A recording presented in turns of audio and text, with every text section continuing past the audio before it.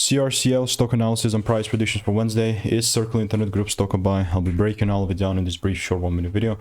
Ultimately, looking at this, it's sort of just going down. You know, my expectation that I had about a proper double break, still not gonna change, right? Like I'm absolutely aware of this just clearing, like getting the liquidity and all that jazz, but the only thing that's still gonna make me be bullish is a proper propellant from here to the upside.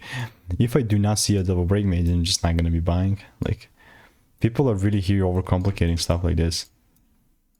Yeah, I really don't get it, but that's how CRCL is looking like. I've got a bunch of like 31 results in the Discord right there. And yeah, I mean, all here to tell you is that I'm gonna let it do its thing however it wants, because I also have a demand zone here, so I'm not in any type of rush. Stay tuned, and if you want to get my money making emails and insights for free, click the first link in the description. See you in the next one.